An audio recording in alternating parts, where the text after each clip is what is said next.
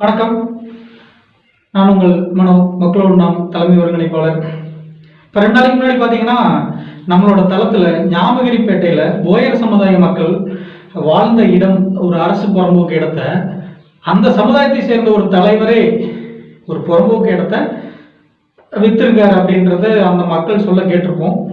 அந்த வீடியோ நம்ம தளத்தில் ஓடிட்டு இருக்கு. இன்னைக்கு போயர் சமுதாயத்தில் எடுத்துக்கிட்டோம்னா இன்னைக்கு சொல்லிக்கொள்ளும்படியான தலைவர்கள் பார்த்தீங்கன்னா ஒரு 2 பேர் இருக்காங்க. அதில் அவர் அந்த சிவசாமி என்ற ஒருத்தர், இன்னொருத்தர் வந்து பார்த்தீங்கன்னா கரூர் மாவட்டத்தில் திரு தேக்கமலை அவர்கள். இதை நாங்கள் அந்த பிரச்சனையை நமக்கு வந்ததுக்கப்புறம் நாங்கள் அலசி ஆராயும் பொழுது இந்த மாதிரி குறிப்பிடத்தக்க தலைவர் ஒரு 2-3 பேர் இருக்காங்க. அதில் ஒரு தலைவர் இன்னைக்கு சந்திக்க வந்திருக்கோம். அவர் கரூர் மாவட்டத்தை சேர்ந்த உழைக்கும் மக்கள் விடுதலை கழகத்தோட நிறுவன தலைவர் அவர்கள் தேக்கமலை அவர்களை சந்திக்க வந்திருக்கோம். ஐயா வணக்கம். வணக்கம். இப்போ இன்னைக்கு நீங்கள் இந்த ஒரு சமுதாயத்துக்கு உண்டான தலைவராக உங்களை அடையாளப்படுத்திட்டு இருக்கீங்க. இதே உங்க சமுதாயத்தை சேர்ந்த நாமகிரிப்பேட்டையை சேர்ந்த போயர் சமுதாய மக்கள் இவ்வளவு பெரிய இன்னல்களுக்கு ஆளாயிருக்காங்க. இது ஒரு சமுதாய தலைவராக கிட்டத்தட்ட 2018 இருந்து நடந்திருக்கு.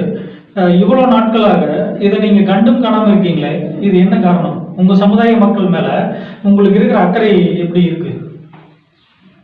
கரெக்ட் தான். நீங்க இப்ப கேட்குற விஷயம் பார்த்தீங்கன்னா, இது 2018 இருந்து தொடர்ச்சியாக கிட்டத்தட்ட 6 ஆண்டுகளாக நடந்துட்டு இருக்குது.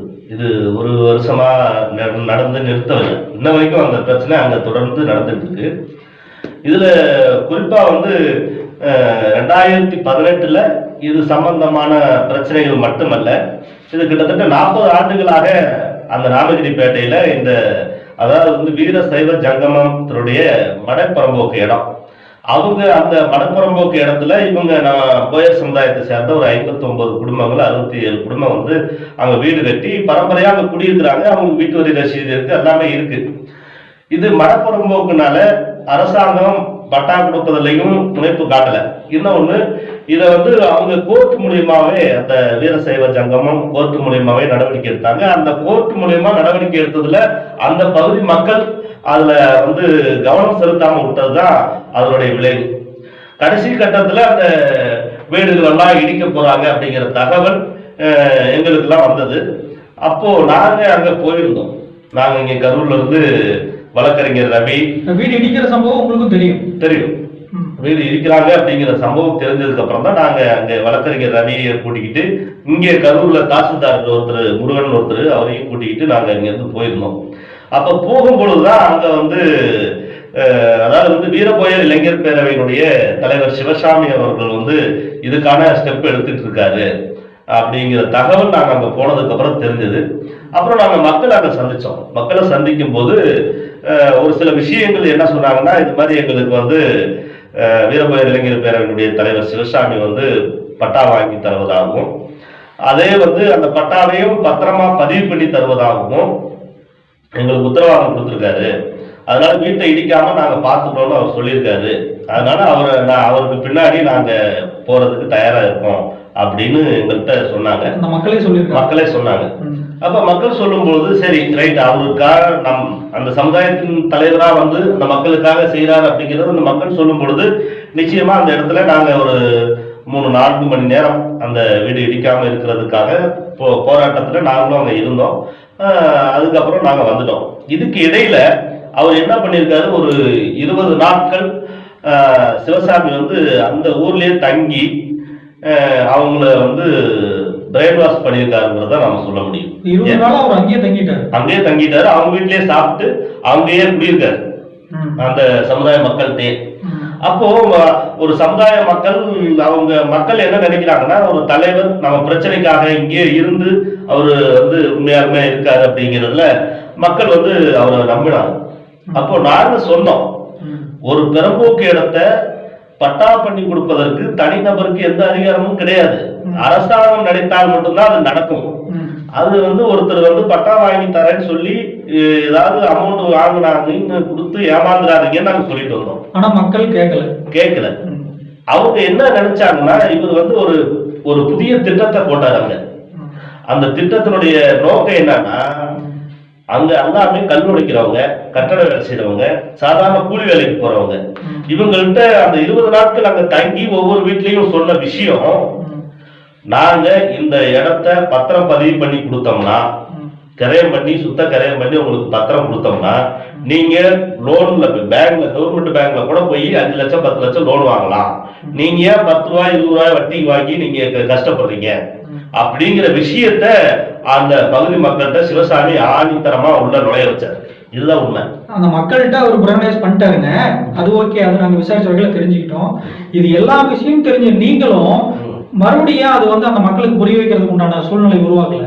இல்ல, நாங்க புரிய வைக்கிறதுக்கு அவங்க இடம் கொடுக்கல, யாரு உள்ள விடல. சிவசாமி குரூப் நாங்க எங்க இயக்கத்தின் மூலமா போறதுக்கு உள்ள விடல. நாங்க வரும்பொழுது சிவசாமியும் அந்த சிவசாமி சார்ந்த நிர்வாகிகள் என்ன சொன்னாங்கன்னா, ஒண்ணு தேக்கமலை இங்க வந்தாருன்னா நாங்க வெளியில இருக்கோம், நாங்க இருந்து செய்யறதா அந்த தேக்கமலை இருக்கிறதா அப்படின்னு பகிரங்கமா சிவசாமி மக்கள்கிட்ட சொன்னார். அப்போ அந்த மக்கள் மக்கள் சிவசாமியை நம்பினாங்க. சிவசாமி செய்யறேன்னு இருக்காரு, அவர் செய்யட்டுங்க அப்படின்னாங்க. சரி, அவரும் ஒரு சமுதாயத்தோட தலைவர், நல்லது செய்யட்டுமே அப்படிங்கிற நம்பிக்கையில இருந்தோம். அதுக்கப்புறம் தான் ஒரு சில விஷயங்கள் எங்களுக்கு ஒரு 3-4 மாதங்கள் கழித்து அவர் முழுக்க இந்த மாதிரி கரைய பத்திரம் வாங்கி கொடுத்தா நீங்க லோன் வாங்கலாம், 10 லட்சம் 20 லட்சம் கடன் வாங்கி நல்ல வீடு கட்டலாம் அப்படின்னு ஆசை வார்த்தையை காட்டி ஒவ்வொரு வீட்டுக்கும் 1,20,000 ரூபாய் அவர் வசூல் பண்ணியிருக்காரு. அதுக்கப்புறம் திருப்பி பட்டா வாங்கி தரேன்னு சொல்லி ஒரு 20,000 வசூல் பண்ணாரு. இதெல்லாமே நாங்க நேரடியா போய் பார்த்துட்டு தான் அதுக்கப்புறம் நாங்க முறையா இவங்க ஏமாத்திருக்காங்க அப்படிங்கறது தெரிஞ்சு நாமகிரிப்பேட்டையில அந்த பகுதி மக்களை வைத்து அங்க மனு கொடுத்தோம். அங்க போலீஸ் ஸ்டேஷன்ல மனு கொடுத்து அவரு நேரம் வர வச்சு அந்த விசாரணைய பண்ணோம். அப்ப அங்க இன்ஸ்பெக்டர் மிக அருமையா சிவசாமிகிட்ட கேள்வி கேட்டாரு. இந்த இடத்த விற்கிறதுக்கு நீங்க பெரம்பலூர்ல இருந்து இங்க விற்கிறதுக்கு என்ன அதிகாரம் இருக்கு? இந்த இடத்துக்கோட மூலப்பத்திரம் இருக்கு அவங்கள்ட்ட, நீங்க எப்படி அவங்களுக்கு கரை பண்ணி தரலாம்னு தருவீங்கன்னு சொன்னீங்க அப்படின்னு கேட்கும் பொழுது அவர் உடனே அந்த வீர சைவ சங்கத்துடைய நபர்கள் தான் எங்களுக்கு இடம் கொடுக்குறாங்க, அவங்க பட்டா பத்திரம் கொடுக்குறேன்னு சொன்னாங்க, அதனால நாங்க அதை நம்பினோம் அப்படின்னா. அப்ப அவங்கள நம்பல, உங்களை நம்பி அவங்க கொடுத்துருக்காங்க மக்களை இப்ப தெருவுக்கு நீங்க தான் கூப்பிட்டு வந்துருக்கீங்க, அதனால நீங்க அவங்களுக்கு பதில் சொல்லுங்கன்னு இன்ஸ்பெக்டர் சொன்னார். அதுக்கப்புறம் இவர் என்ன பண்ணிட்டாரு, நாங்க அதுக்கு மேல போய் பாத்துக்கிறோம் அப்படின்னாரு. அப்புறம் இவர் இன்ஸ்பெக்டர் ஒரு கட்டத்துக்கு மேல நான் ஒரு 2 லட்சத்துல இருந்து 5 லட்சம் ரூபாய்க்குள்ள ஏமாற்றப்பட்டிருந்தா நான் விசாரிக்கலாம், அதுக்கு மேல போயிருந்தா நீங்க எஸ்பி ஆபீஸ்ல தான் மனு கொடுக்கணும், நீங்க எஸ்பி ஆபீஸ்ல மனு கொடுத்து பொருளாதார குற்றப்பிரிவு மூலமா விசாரிக்கட்டும் அப்படின்னு சொல்லி அவருக்கு அனுப்பிச்சு விட்டார். அதுக்கப்புறம் எங்க உழைக்கும் மக்கள் விடுதலை கழகத்தின் சார்பா நாங்க மாவட்ட கண்காணிப்பாளர்கிட்ட மனு கொடுத்தோம், மாவட்ட ஆட்சித்தலைவர்கிட்ட கூட நாங்க அன்னைக்கு மனு கொடுத்துருக்கோம். அவங்க நடவடிக்கை எடுக்கல. அவர் நடவடிக்கை எடுக்கல அப்படிங்கும் போது அங்க காரணம் கொரோனாவில் ஒரு அரெஸ்ட் பண்ண முடியாது அப்படிங்கிற ஒரு காரணத்தை எங்கள்கிட்ட சொன்னாங்க.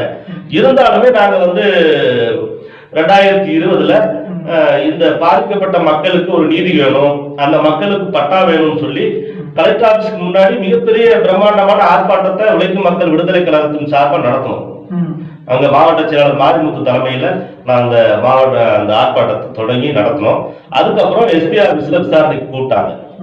சிவசாமி வந்திருந்தாரு, அந்த பாதிக்கப்பட்ட மக்கள் சார்பாக பிரதிநிதிகள் வந்திருந்தாங்க, நாங்களும் போயிருந்தோம். அங்க விசாரிக்கும் போது அந்த லபோ நாகராஜனுக்கு பணம் கொடுத்தங்கிற விஷயம் அவர் லபோ நாகராஜன் சொல்லல, நாங்க சிவசாமி தான் பார்த்தோம், அந்த மக்களுக்கும் எனக்கு சம்பந்தம் இல்லைன்னு சொல்லிட்டு அவர் போயிட்டாரு.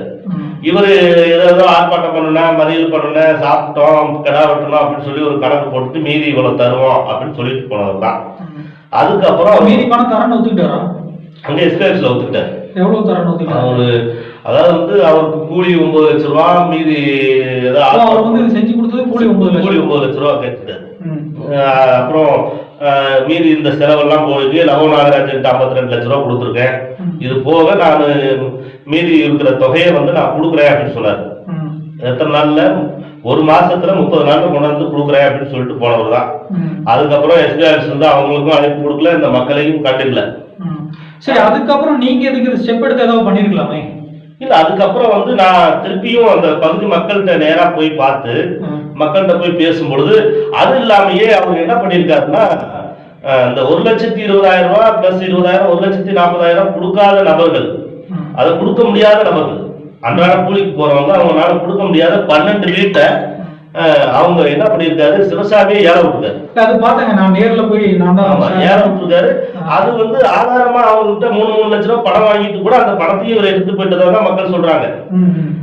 அதுக்கப்புறம் தான் எனக்கு வந்து விவரம் தெரிஞ்சு அந்த ஏற விட்ட வீட்டை பூராமே நான் பூட்டை உடைச்சேன். பூட்டை உடைச்சு நீங்க குடியிருங்க, யாராவது வந்தாங்கன்னா நான் என்னை கூப்பிடுங்க, நான் வரேன் அப்படின்னு சொன்னேன். நீங்க அந்த வீட்டை போய் பூட்டை உடைச்சு மக்களை தங்க வச்சீங்க? தங்க வச்சது ஆதார் இருக்கு, வீடியோ இருக்கு. நான் பூட்டை உடைச்சு அவங்களே தங்க வச்சிருக்கேன். அப்போ அந்த ஏலம் எடுத்த மக்கள் யாரும் உங்ககிட்ட பிரச்சனை வரலையா? யாரும் வரல. ஏலம் எடுத்தவங்க நபர்கள் வந்து நின்னாங்க. அவங்க கேட்கும் போது நான் ஒரே வார்த்தை சொன்னேன், நீங்க யார்கிட்ட பணம் கொடுத்தீங்களோ அவங்கள கூட்டிட்டு வந்து பேசுங்க.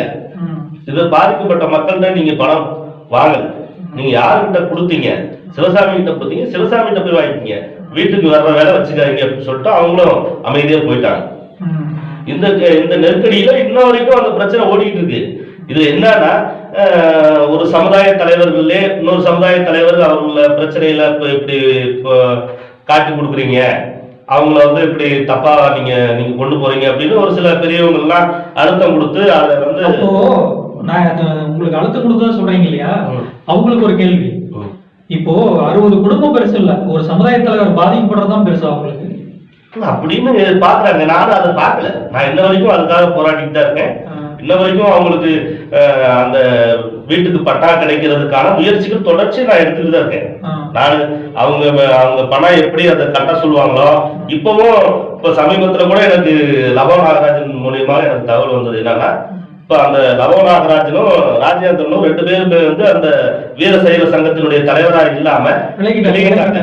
இப்ப அவங்க என்ன சொல்றாங்க, இந்த இடம் வந்து 5-6 கோடி ரூபாய் போகும், நீ இருக்கிறது 50 லட்சம் ரூபாய்க்கு வாங்கின, அதனால நாங்க அந்த பணத்தை கொடுத்துட்டு எங்களுக்கு இடம் தான் வேணும்னு சொல்லி இப்ப வர்ற புதிய தலைவர் வந்து இப்ப நிர்பந்தம் பண்ணிருக்கிறாங்க.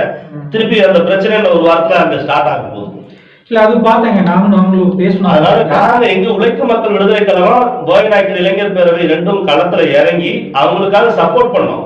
அந்த மக்கள் எங்களுக்கு உறுதுணையா இருக்கிற வரைக்கும் அவங்களுக்கான பணிகளை நாங்க செஞ்சோம். அதுக்கப்புறம் அவங்களும் ஒரு கட்டத்துக்கு மேல தொடர்ச்சியா அவங்க கூலி வேலைக்கு போறது, அவங்க கல்லூரிக்கு போறது, இந்த வேலைகள் மத்தியில இந்த பிரச்சனைகளை இன்வால்வ் ஆகி உள்ள வர்றதுக்கு முடியாம இருந்தாங்க.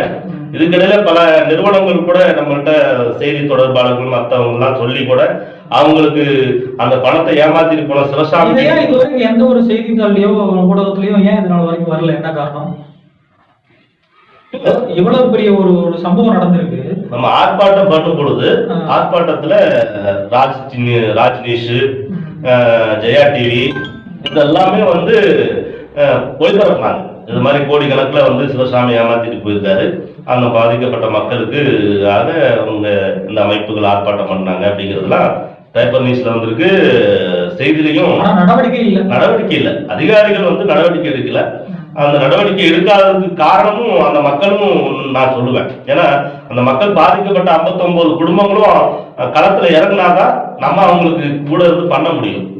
ஆனா அந்த மக்களை திருப்பி கொண்டு வரணும். இப்ப நீங்க எல்லாம் நேற்று போயிருக்கிற அந்த நியூஸ் எல்லாம் பார்த்தேன். உண்மையாலுமே எங்களுடைய உழைக்கும் மக்கள் விடுதலை கழகத்துக்கு சார்பாக வரவேற்கிறோம். நிச்சயமா இப்ப நீங்க அந்த பிரச்சனையை கையில எடுத்திருக்கிறது நல்ல விஷயம். அந்த 59 குடும்பங்களை நீங்க காப்பாற்றக்கூடிய ஒரு விஷயத்துல நீங்க இறங்கிருக்கீங்க. நிச்சயமா நாங்க உழைக்கும் மக்கள் விடுதலை கழகமும் உங்களோடு இணைந்து அந்த பிரச்சனையில நம்ம சரி செஞ்சு அந்த மக்களுக்காக ஒரு நல்ல நீதி கிடைப்பதற்கு நான் போராடுறோம். கண்டிப்பா அது நீதி கிடைக்கிற வரைக்கும் நாங்களும் விட மாட்டாங்க. இப்போ நாங்க அந்த இடத்துக்கு போயிட்டு வந்ததுக்கு அப்புறம் சிவசாமி என்னோட தொடர்பு கொண்டாரு. தொடர்பு கொண்டு இந்த மாதிரி மக்கள்கிட்ட நான் பணம் ஏமாத்தல, பணம் ஒரு சில பேருக்கு நான் திருப்பி கொடுத்துருக்கேன், அந்த எவிடன்ஸ் எல்லாம் இருக்கு அப்படின்ற மாதிரி என்கிட்ட பேசினாரு. மீண்டும் ஒரு வார்த்தை என்னன்னா, நான் பணத்தை திருப்பி வட்டி போட்டு ஒப்படைச்சிட்டா மக்கள் காலி பண்ணுவாங்களான்னு ஒரு வார்த்தை கேட்கிறாரு. அதே மாதிரி ஒரு ஊடகம், ஒரு ஜேர்னலிஸ்டா நீங்க மக்களை திரட்டுங்க, நான் வந்து பதில் சொல்றேன் அப்படின்றாரு. இப்ப அதுக்குண்டான முயற்சிகளை நாங்க இறங்கி இருக்கிறோம். இப்போ அந்த சமுதாயத்துக்கு உங்களோட உதவிகள் எந்த லெவல்ல இருக்கும்? இல்ல, என்னுடைய உதவிகள் முழுக்க அந்த பகுதி அந்த மக்களை காப்பாற்றுவதற்காக மட்டும் இருக்கும். ஒரு நபரை காப்பாற்றுவதற்காக எங்களுடைய அமைப்பு உழைக்கும் மக்கள் விடுதலை கழகம் இருக்காது, போயநாயக்கர் பேரவை இருக்காது. அதே மாதிரி அவரை காப்பாற்றுவதற்காக நாங்கள் என்றைக்கும் இருக்க மாட்டோம். அந்த மக்களை காப்பாற்றுவதற்காக கேட்கிறேன். இப்ப உங்களுக்கு ஒரு அழுத்தம் வந்தது இல்லையா? எனக்கு கூட நேரில் இருந்து சில அழுத்தங்கள் வருது, எதுக்காக இப்படி பேசுறீங்க அப்படின்னு. கடைசி வரை அந்த மக்களுக்கு உண்டான நிவாரணம் போய் சேரணும். இப்ப நாங்க இந்த விஷயம் கையில் எடுத்திருக்கோம் அப்படின்னா அந்த மக்களுக்கு வாங்கின பணம், அவங்க வந்து கஷ்டப்பட்டு டெய்லி 500 ரூபாய் 200 ரூபாய்க்கு கூலி வேலைக்கு போய் சம்பாதிச்ச மக்களுக்கு அந்த பணமும் திரும்ப கிடைக்கணும். அதே போல அந்த மக்களுக்கு அரசு முறையில ஒரு தங்குறதுக்கு உண்டான இடம் அவங்களுக்கு ஒதுக்கப்படணும்ன்றதுதான் எங்களோட நோக்கம். அந்த மக்கள்கிட்ட இன்னும் நாங்க தொடர்புல தான் இருக்கோம். இருந்தாலும் ஒரு அதே சமுதாயத்தை சேர்ந்த ஒரு தலைவரா நீங்க என்ன செஞ்சிருக்கீங்க அப்படின்ற ஒரு டீட்டெயிலுக்காக தான் நாங்க வந்த போலிச்சு. ஒரு சாதி தலைவரை வந்து கேவலப்படுத்தணுன்ற எண்ணமெல்லாம் எங்களுக்கு கொஞ்சம் கூட கிடையாது. இப்பவும் அந்த மக்களுக்கு உண்டான நிவாரணத்தையும் அந்த மக்களுக்கு உண்டான பாதுகாப்பையும் நீங்களும் அவரும் சேர்ந்து உறுதி பண்ணீங்கன்னா எங்களுக்கு சந்தோஷம். இல்ல இதுல இப்ப நீங்க சொன்ன விஷயம், அவரு சிவசாமி என்கிட்ட போன்ல பேசினாரு, அவர் வந்து நான் வாங்கின பணத்தை வட்டியோட கொடுத்துறேன்னு சொல்லியிருக்காரு அப்படின்னா அது நல்ல விஷயம், வரவேற்கக்கூடியது. அவர் டிமாண்ட் வைக்கிறாரு, என்ன சொல்றாருன்னா வட்டியோட கொடுத்துறேன் அப்படின்னா நான் வட்டி போட்டு கொடுத்துட்டா காலி பண்ணிக்கலாமான்னு கேக்குறாரு. அது காலி பண்றது அரசாங்கத்துடைய வேலை. இவர் வட்டி போட்டு அந்த பணத்தை கொடுத்துட்டாருனாவே போதுமே. ஆமா, உண்மையாலுமே. ஏன்னா ஒரு விஷயம், சிவசாமி ஏமாத்திருக்காருங்கிறது நான் இப்ப இதுல இந்த ஊடக வாயிலா பாக்குறேன். எங்க சமுதாயத்தினுடைய பெரிய பெரிய நபர்கள் கூட என்னைய வந்து அடிக்கடி என்கிட்ட தொடர்பு கொண்டு சிவசாமி அடிக்கடி அந்த மாதிரி கொண்டு போக வேண்டாம் அப்படின்னு சொன்னாங்க. இருந்தாலும் கூட நான் அவங்களுக்கு சொல்லிக்கிறேன், இவர் முழுக்க முழுக்க நாமகிரி பேட்டில ஏமாத்திருக்காருங்கிறது மட்டும்தான் உண்மை. அதுக்கு ஆதாரம் இங்க வருது, ஒரு பெரம்போக்கு இடம் சுத்த கரையம் பண்ணி கொடுத்துருக்காரு. இந்த சுத்த கரையம்னு போட்டு படிக்காத மக்களை ஏமாத்திருக்காரு. இது வந்து எங்க சமுதாயத்துல பெரிய பெரிய நபர்கள் ஊடகத்திலேயோ அல்லது நம்ம சமுதாயத்தை காப்பாற்றணும்னு நினைக்கிற அந்த பெரியவங்க கூட நிச்சயமா அவன் ஏமாத்தி இருக்கிறதுங்கிறதுக்கு நான் அடையாளத்தை காட்டுறேன்.